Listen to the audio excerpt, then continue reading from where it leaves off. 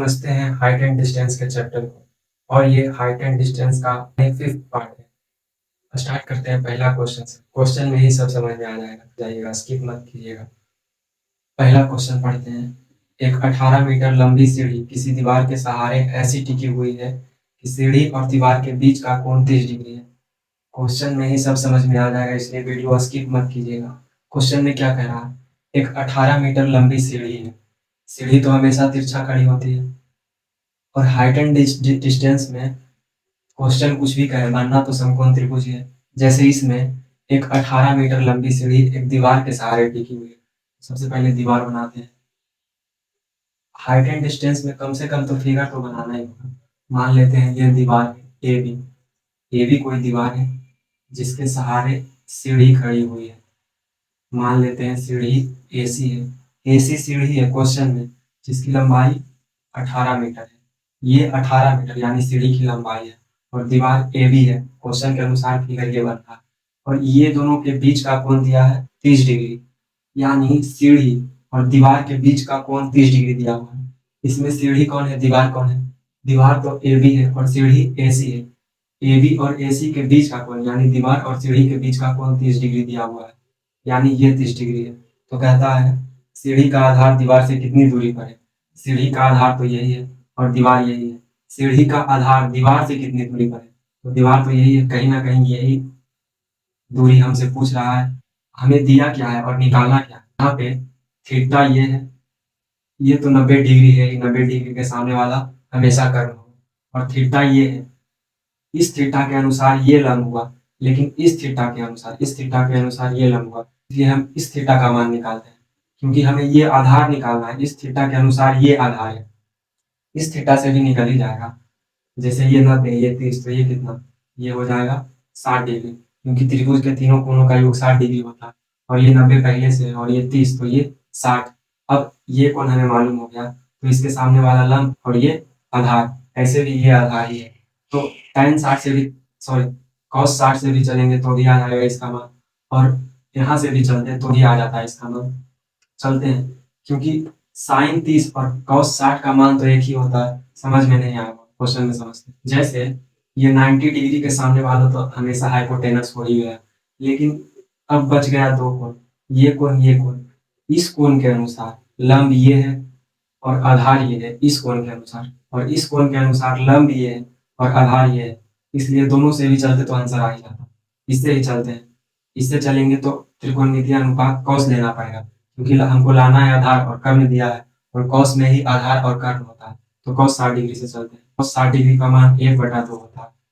Cos 60 degree का मान 1/2 होता है। ये त्रिकोणमितीय चैप्टर में पढ़ा है। और आधार बटा कर्ण, कॉस थीटा बराबर होता है आधार बटा कर्ण।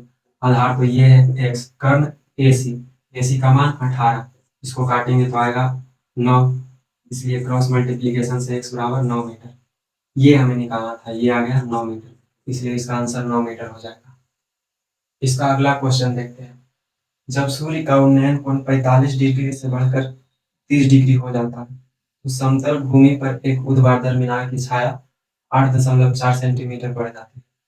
क्वेश्चन से फिगर बनाने की कोशिश करें। जैसे कि ये बोल रहा है जब सूर्य का उन्नयन कोण 45 डिग्री से बढ़कर 30 डिग्री हो जाता है। यहाँ पे समझिएगा, एक मीनार है, मान लेते हैं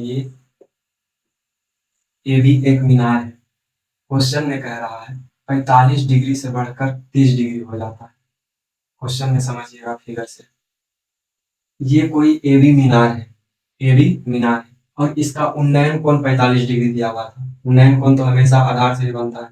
यहाँ पे बोल रहा है इसका उन्नयन कोण 45 डिग्री था, यानी कोई दर्शक यहाँ से देख रहा है। जैसे कि अगर यहाँ पे सूर्य है तो इसकी छाया तो इधर ही बनेगा। अगर यहाँ पे सूर्य है तो एबी की छाया तो इधर ही बनेगा।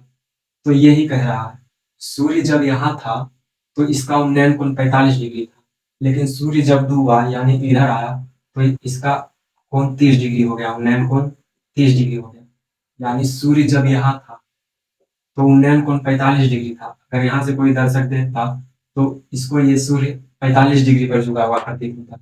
लेकिन जब सूर्य यहाँ आया तो इसकी छाया तो जनरली है कि बढ़ ही जाएगा, क्योंकि सूर्य यहाँ था तो छाया इतना बन रहा था। लेकिन सूर्य जब यहाँ आया इतना से बढ़कर इतना हो गया, यानी BC बन रहा था पहले छाया, तो D से D तक बन गया। अगर आज जब 45 डिग्री से बढ़कर 30 डिग्री हो जाता है, तो 8.4 सेंटीमीटर छाया बढ़ जाती है। यानी छाया बढ़ा कितना, 8.4 सेंटीमीटर। यानी यही तो छाया बढ़ा। छाया पहले इतना था, इस मीनार का BC छाया था, लेकिन जब कोण बढ़ा यानी सूर्य यहाँ से यहाँ आया, तो 8.4 सेंटीमीटर इस मीनार की छाया बढ़ गया। तो मीनार की ऊंचाई मीटर में ज्ञात करें। यहाँ पे सेंटीमीटर में दिया हुआ है सीढ़ी की लंबाई, और एडी का मान हमें मीटर में निकालना है।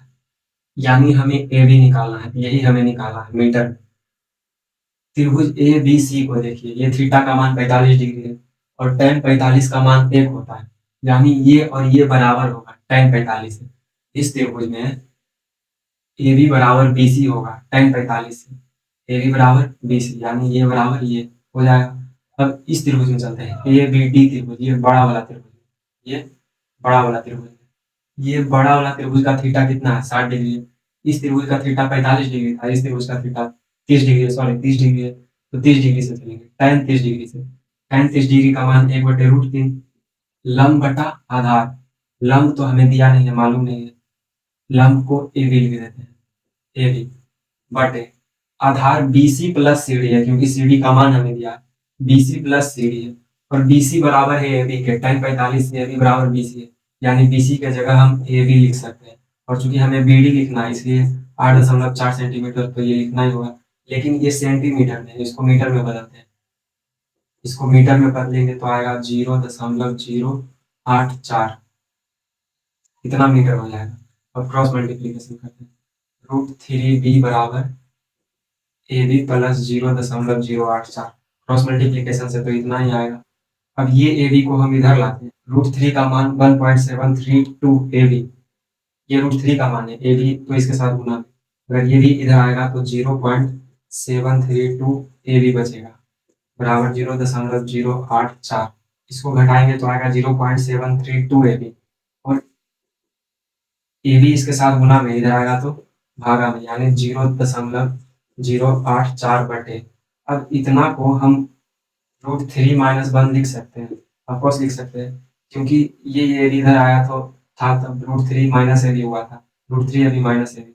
अब वापस इतना को हम इतना तो लिख ही सकते हैं, इसलिए ए बी बराबर इतना मीटर आंसर हो जाएगा, यानी ये ए बी की ऊंचाई इतना मीटर। अगला क्वेश्चन देखते हैं, 25√3 मीटर ऊंचे एक टावर के शीर्ष का इसके दोनों ओर समतल मैदान पर स्थित दो बिंदुओं से उन्नयन कोण 45 डिग्री और 60 डिग्री है। यानी क्वेश्चन कह रहा है 25√3 मीटर कोई ऊंचा टावर है, मान लेते हैं ये ए बी टावर है, इसके दोनों तरफ इधर भी और इधर भी दो बिंदु है, पहला बिंदु ये है और दूसरा बिंदु ये है, पहला बिंदु ये और दूसरा बिंदु ये। इसका उन्नयन कोण और इसका उन्नयन कोण, इसका उन्नयन कोण 45 डिग्री है और इसका उन्नयन कोण 60 डिग्री है। क्वेश्चन में ऐसा बोल रहा है, ये ए बी टावर के इधर यानी कि इस तरफ एक बिंदु है, इसको मान लेते हैं P, इसको मान लेते हैं Q। इस बिंदु से इस टावर के शीर्ष का उन्नयन कोण 45 डिग्री दिया हुआ है, और बिंदु Q से यानी टावर के इस तरफ से इसका शीर्ष का उन्नयन कोण 60 डिग्री दिया हुआ है। तो कहता है दोनों बिंदुओं के बीच की दूरी मीटर में ज्ञात करें, यानी हमें PQ निकालना है। PQ यहाँ पे ध्यान दीजिएगा, ये 25√3 दिया हुआ है, 25√3, ये थीटा का मान 45 डिग्री है और ये 25√3 है, तो ये भी 25√3 ही हो जाएगा, क्योंकि tan 45 का मान 1/1 लंब बटा आधार, यानी जितना लंब होगा उतना ही आधार होगा tan 45 है। अब ये 25√3 निकल गया, सिर्फ हमें यही निकालना है, तब इसको जोड़ देंगे तो ये PQ निकल जाएगा। इस त्रिभुज में चलते हैं, tan 60 से लंब बटा आधार, यानी tan 60 का मान तो √3/1 होता है, लंब बटा आधार, लंब का मान 25√3 आधार BQ, आधार BQ, √3 से √3 खत्म, इसलिए BQ बराबर 25। ये 25 निकल गया, ये 25√3, और हमें ये पूरा का मान निकालना है, यानी 25√3 प्लस 25, इससे 25 कॉमन आ जाएगा, √3 प्लस 1, यही आंसर हो जाएगा। मीटर में होगा क्योंकि सब मीटर में है। अगला क्वेश्चन देखते हैं, एक पतंग की एक डोरी 158 मीटर लंबी है, यानी कोई पतंग है जिसकी ऊंचाई मान लेते हैं ए बी, ये कोई पतंग है जिसकी ऊंचाई ए बी है और इसकी डोरी 58 मीटर लंबी है। डोरी तो हमेशा तिरछा ही होगा, यानी ये AC डोरी है जिसकी लंबाई 158 मीटर है, और यह क्षैतिज से 30 डिग्री का कोण बनाती है। हमेशा इसका थ्रेड यानी धागा ही तो क्षैतिज से 30 डिग्री का कोण बनाएगा। इसका धागा ही तो क्षैतिज से कोण बनाएगा, ये थोड़ी बनाएगा, यही बनाएगा। तो पतंग की ऊंचाई मीटर में याद है, यानी ए बी हमें निकालना है। इसको मान लेते हैं एच। क्या दिया है, क्या निकालना है? थीटा का मान दिया हुआ है 30 डिग्री और लंब हमें निकालना है, कर्ण दिया हुआ है। लंब और कर्ण किस में होता है? साइन थीटा में होता है, यानी साइन 30 से हम चलेंगे। साइन 30 का मान 1/2 बराबर ए बी का मान एच ही हमें निकालना है बटे 158। इसको हाथ काटेंगे तो आएगा 79, इसलिए एच बराबर 79 मीटर। यानी ये पतंग अभी 79 मीटर ऊंचा उड़ रहा है, इसलिए इसका आंसर 79 मीटर हो जाएगा।